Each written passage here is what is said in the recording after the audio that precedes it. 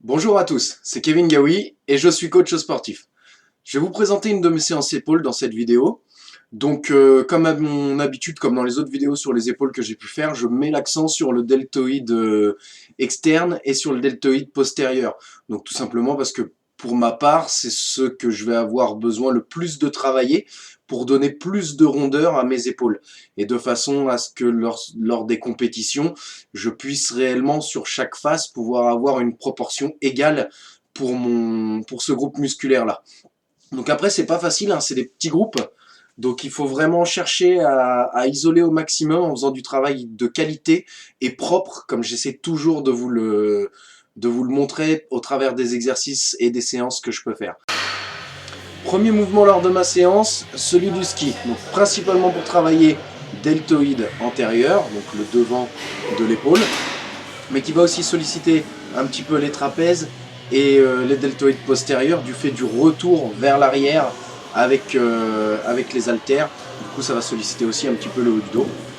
Faire attention lors de l'exécution de l'exercice à ne pas faire de mouvement de balancier ou à ne pas mettre d'élan. On fait attention à monter soi-même les haltères, quitte à bloquer un tout petit peu en haut pour s'obliger à bien contrôler et hop, à ramener ensuite derrière, pareil sans laisser tomber les haltères, c'est nous qui ramenons et ensuite on ramène devant. Voilà, vous allez voir qu'avec le corps j'ai un léger mouvement d'avant-arrière tout simplement pour équilibrer. Quand je monte les haltères devant, j'ai du poids devant, donc je vais ramener mon corps un tout petit peu vers l'arrière et lorsque j'amène derrière, hop, je vais me pencher légèrement vers l'avant pour pouvoir compenser le poids de mes haltères. Voilà. Deuxième mouvement, développer haltère, exercice que vous pouvez faire soit debout, soit assis sans avoir de dossier, et vous verrez que du fait du gainage que ça induit, on est obligé de prendre un petit peu moins lourd. Donc c'est bien de varier, ça permet des fois de travailler un petit peu plus sur le côté isolation et d'autres fois de pouvoir forcer un petit peu plus et d'intensifier le travail par la charge. Mais tout en ayant toujours une exécution correcte. Donc on fait attention à bien ramener les haltères sur la ligne du lobe des oreilles, hein, et bien en expirant, bien monter sans verrouiller les coudes, sans remonter les épaules non plus. Donc on inspire à la descente, on expire à la montée. Travaillez bien ce mouvement en pleine amplitude, on voit trop de gens qui font des demi en permanence et du coup on n'a pas d'étirement correct pour le travail. Un travail musculaire ça demande étirement et contraction. Si vous voulez avoir des résultats et que le mouvement soit efficace, il va falloir travailler en pleine amplitude. C'est un petit peu plus dur, mais c'est davantage payant. Troisième mouvement de façon dégressive, élévation latérale. Donc on fait toujours attention à ce que le mouvement soit bien exécuté. Lorsqu'on monte sur les côtés, on s'arrange d'avoir le coude au-dessus de la main et non pas l'inverse, d'avoir le coude qui descend et donc de céder avec le biceps et du coup de plus travailler aussi le deltoïde antérieur plutôt que de mettre l'accent sur le deltoïde latéral. Vous allez voir le contraste de charge est assez important, je passe de 12 à 5 kg. Mais sur la deuxième phase, on le voit bien quand je me mets en place, j'envoie bien les épaules en arrière, hop, pour bien monter avec le deltoïde moyen. On expire lorsqu'on monte, on inspire lorsqu'on ramène. Ne ramenez pas jusqu'à toucher les jambes, vous vous arrêtez juste un petit peu avant, ce qui permet de maintenir la tension en permanence dans votre muscle.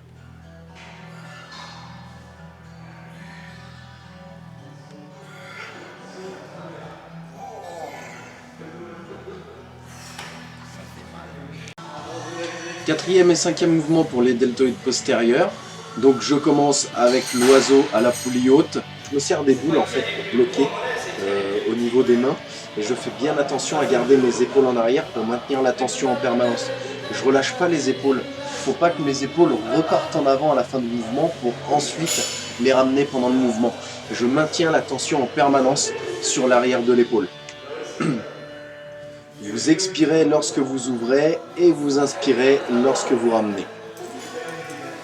Et deuxième mouvement pour l'arrière des épaules, donc en superset comme je vous disais. Tirage haut à la poulie. Donc là, moi, vous allez voir comment je suis obligé de me placer. Ça donnera peut-être des idées à certains qui n'ont pas ce qu'il faut en salle. Donc tout simplement parce que c'est la poulie la plus difficile. Les autres sont trop démultipliés et ça ne me permet pas de bien sentir le travail comme je le voudrais.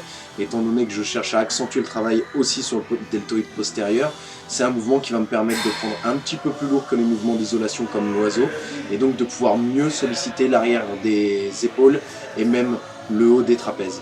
Voilà, donc vous expirez lorsque vous tirez vers vous et vous inspirez lorsque vous ramenez. De la même façon que les autres exercices, on garde les épaules en arrière. Les épaules ne reviennent pas vers l'avant lorsqu'on ramène la corde. Dernier mouvement donc pour ma séance d'épaule. Donc c'est un mouvement qui va me permettre un petit peu plus de travailler en finition, histoire de toucher encore un petit peu l'épaule dans sa globalité. Donc vous allez voir qu'on va exécuter une rotation pour faire le mouvement. On part avec les haltères en pronation, en supination lorsqu'on est sur les côtés du corps et les haltères bas. Et lorsqu'on va monter, on va effectuer une rotation jusqu'à se retrouver en pronation lorsqu'on arrive en haut. Vous allez expirer lorsque vous montez les haltères et inspirer lorsque vous les ramenez.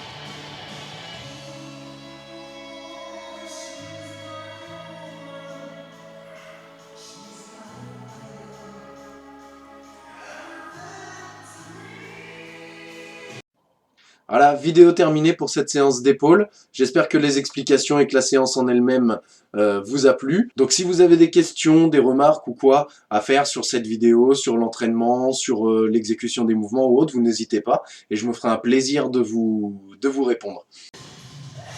Bon, petit posing de fin de séance après cette séance d'épaule à 10 jours de Musclemania.